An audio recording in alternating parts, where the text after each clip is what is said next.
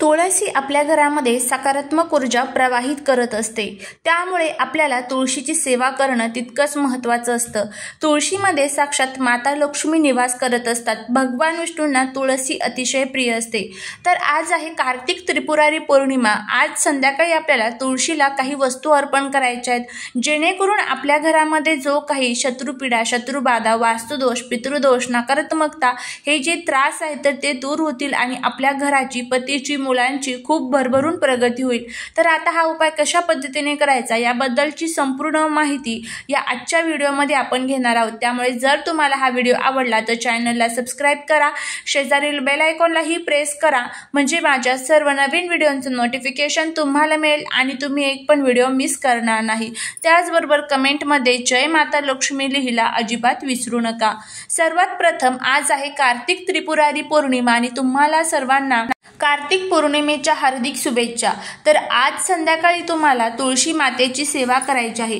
तुळशी जी असते तर ती आपल्या घरामध्ये सुख येणार आहे की दुःख येणार आहे तर ते अगोदरच आपल्याला सांगत असते. तर ते कशा पद्धतीने, जर एखाद्याच्या घरातली तुळशी नेहमी वारंवार सुकत असेल, आपण तिची खूप निगा राखतो, तिची खूप सेवा करतो, पण तरीही ती सुकत असेल तर समजून जायचं की त्या घरावरती खूप मोठं संकट येणार होतं आणि ते संकट तुळशीने स्वतःवरती घेतलेलं आहे. त्यावेळेस समजायचं की आपल्या घरामध्ये काहीतरी संकट येणार होतं. तर अशा पद्धतीने तुळशी आपल्याला संकेत देत असते. त्यानंतर एखाद्या घरातली तुळस तुम्ही बघितली ना, ती खूप छान टवटवलेली, बहरलेली असते, तर तिची आपण थोडीशी सेवा करतो, तिची निगा राखतो, तरीही ती खूप छान पद्धतीने बहरलेली असते.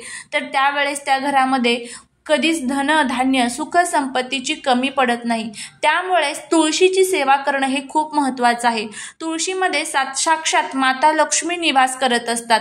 भगवान विष्णूंना जोपर्यंत आपण तुळस अर्पण करत नाही, त्यांच्या नैवेद्यावरती जोपर्यंत आपण तुळस ठेवत नाही, तोपर्यंत तो नैवेद्य भगवान विष्णू ग्रहण करत नाही. रविवारी आपल्याला तुळशीची सेवा ही पूर्णपणे वर्ज्य असते, कारण रविवारी भगवान विष्णूंसाठी तुळशीने साक्षात निर्जला उपवास धरलेला असतो. या सर्व गोष्टी आपल्याला माहीत पाहिजेच. आता संध्याकाळी आपल्याला तुळशीची कशा पद्धतीने सेवा करायची आहे तर ते आपण बघणार आहोत. सर्वात प्रथम तुम्हाला काय करायचं आहे, तुम्हाला तुळशीपसली व्यवस्थितपणे साफसफाई करून घ्यायची आहे. तिथे तुम्हाला छान माता लक्ष्मीच्या पावलांची रांगोळी काढायची आहे. त्यावरती हळदी कुंकू अक्षता अर्पण करायचे आहे. त्यानंतर तुम्हाला माता तुळशीला काही वस्तू अर्पण करायच्या आहेत. तर कोणत्या वस्तू, तर तुम्हाला एक छान तुपाचा दिवा प्रज्वलित करून घ्यायचा आहे. तुपाचा दिवा प्रज्वलित केला की त्यानंतर 5 लवंगा तुम्हाला घ्यायच्या आहेत. लवंगा ह्या कुठेही तुटलेल्या किंवा कुठेही फुटलेल्या अशा अजिबात नकोत, अखंड फुलवाल्या लवंगा तुम्हाला घ्यायच्या आहेत. या लवंगा घेतल्या की त्यानंतर तुम्हाला तुळशीजवळ बसायचं आहे. तिथे आसन टाकून बसायचं. तुळशीला हळदी कुंकू अक्षता अर्पण करायच्या, दिव्याला हळदी कुंकू अक्षता अर्पण करायच्या आणि तुळशी मातेला प्रार्थना करायची आहे की माझ्या घरामध्ये जे काही त्रास, दुःख, दोष आहे तर ते दूर करून माझ्या घराची, पतीची, मुलांची खूप मोठ्या प्रमाणात प्रगती होऊ दे, अशी आपल्याला तुळशी मातेला प्रार्थना करायची आहे. आता हे सर्व झालं की त्यानंतर तुम्हाला काय करायचं आहे, ज्या 5 लवंगा आपण आपल्या हातामध्ये घेतलेल्या आहेत तर त्या पहिली लवंग आपल्याला आपल्या उजव्या हातामध्ये धरायची आहे. उजव्या हातात धरल्यानंतर महालक्ष्मी अष्टकमचं एकदा तुम्हाला पठण करायचं आहे आणि ती लवंग तुम्हाला तुळशीच्या मातीमध्ये ठेवायची आहे. त्यानंतर पुढची लवंग हातात घ्यायची, महालक्ष्मी अष्टकमचं पठण करून ती लवंग तुम्हाला तुळशीच्या मातीमध्ये ठेवायची आहे. असं 5 वेळेस तुम्हाला करायचं आहे आणि 5 वेळेस महालक्ष्मी अष्टकमचं पठण करायचं आहे.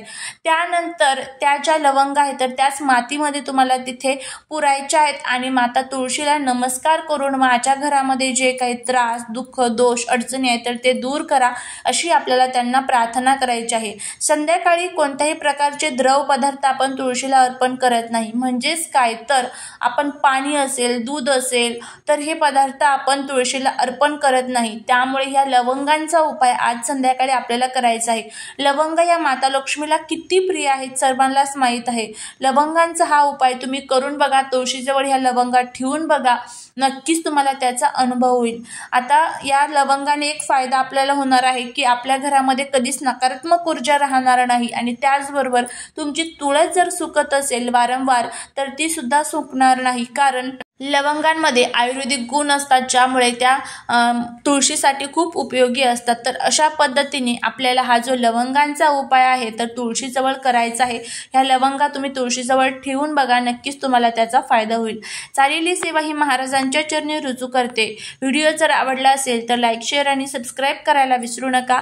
भेटूया पुढच्या एका छानशा नवीन व्हिडिओसोबत, एका नवीन माहितीसोबत। श्री स्वामी समर्थ।